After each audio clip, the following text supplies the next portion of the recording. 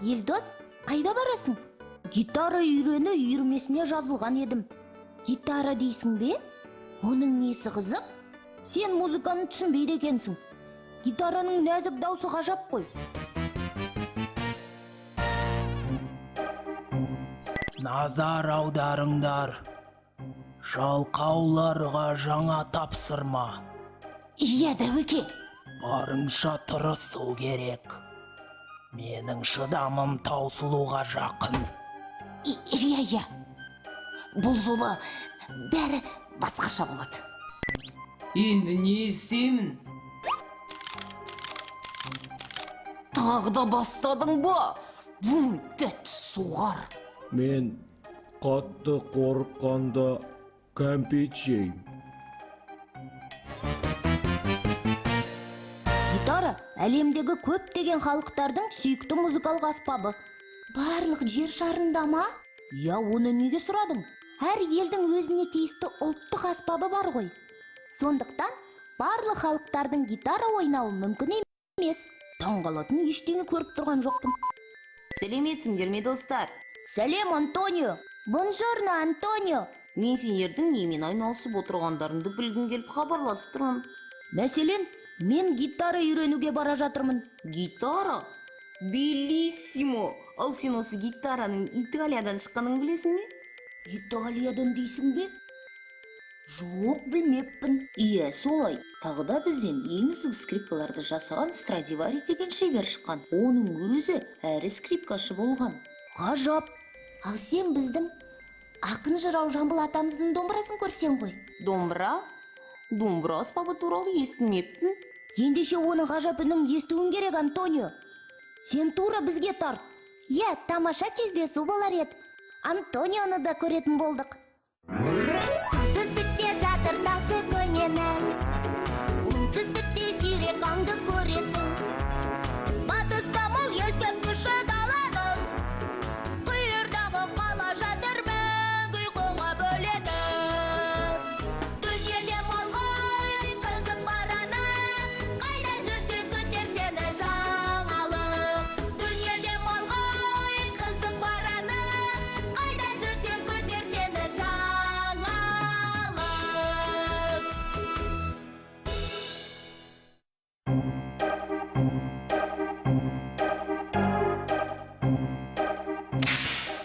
Міне, біз Қазақстандамыз. Иә, қандай құнды нәрсені қолға түсірсек екен? Біреу естіп қою мүмкін. Мына екеуі тағы да осында жүр ғой. Иттері де жаныңда. Менің тағы да жүйкем ауыра бастады.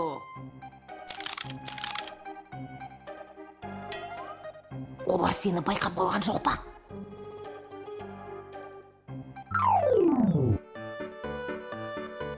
Сәлем! Келуіңмен, Антонио. Қазақстанға қош келдің.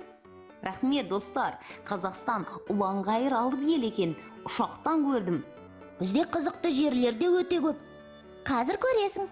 Мен дайынмын. Әдемі ескерткіш екен. Ұлы ақын Жамбылға қойылған ескерткіш. Осы жерден Жамбыл атындағы көше басталады. Жамбыл атамызға арнап, Астана, Тараз қалаларында және Ресейде де ескерткіштер қойылған.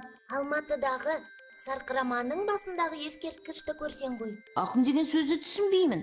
Жамбыл атамыз тек өлең жазып қана қоймаған. Домбырамен жыр айтқан. Айтыскер ақын болған. Домбыра, жыр, айтыс. Мен түсінбейтін нәрсе көп екен. Иә, мұның бәрін түсіну үшін домбыраны өз көзіңмен көруің керек. Ықылас атындағы ұлттық музыкалық аспаптар мұражайына тарттық ендеше. Онда Жамбыл атамыздың да домбырасы сақталған. Кеттік онда.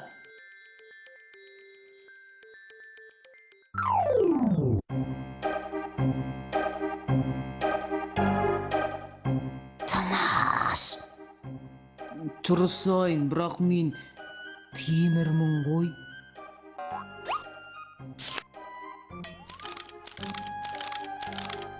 Былай қара. Тағы да әлгі қырсық балалар жүр. Көрмей тұрғанда көзімізді құртайық. Белиссимо! ескі де көне әдемі ғимарат, ғажап аспаптар. Мына жерде ұлттық аспаптар жиналған. Тамаша, көне жәдігерлерді ұнатам. Қызығы әлі алда. Даңғыра өте көне дабыл аспабы. Қобыз қылмен керілген ысқышпен ойналатын аспап. Европалық скрипка, виолончель қобыздың негізінде шыққан. Ал мынау сыбызғы, ол тура флейта сияқты. Дұрыс Аяжан. Ал шертер, ол домбырадан сәл кіші. Терімен қапталған аспап. Антонио, қазір Жамбыл атаның өз домбырасын көресің. Қане, мен оны тезірек көргім келеді. Домбыра. Жамбыл атаның домбырасы жоқ. Өкінішті. Шынымен мен оны көре алмаймын ба? Мен оны кім ұрлағанын білетін сияқтымын. Білсен айтсаңшы. Босқа үргенше ұрыларды ұстамайсың ба? Аяжан, бұл дәлел затын тапты. Ізге түс, алға. Осы жерде күт, Антонио. Сақ болыңдар.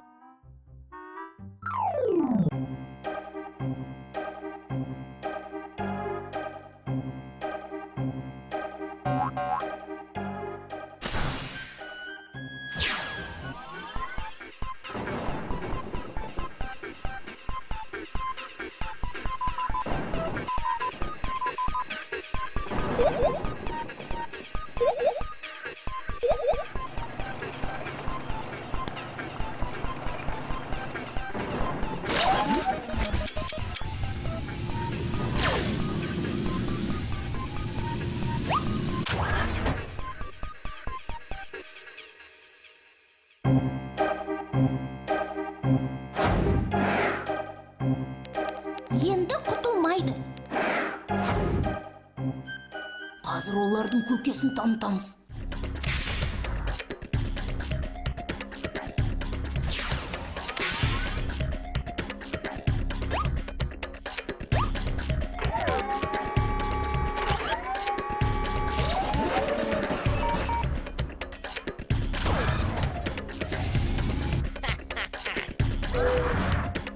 Көкесін көрсетейік бұлардың.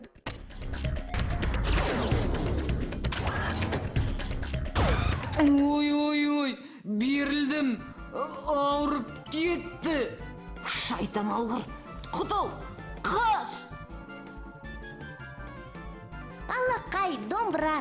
Жамбыл атаның домбырасы қолымызда. Кеттік мұражайға. Антонио досымыз күтіп қалған шығар.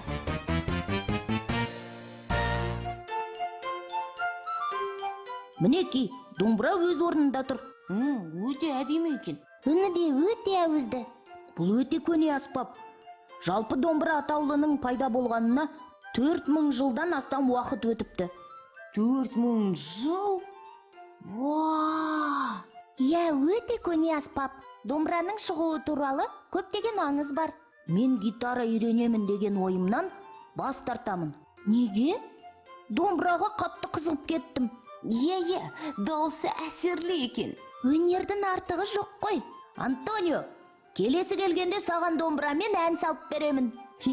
Сосын маған үйретесің ғой.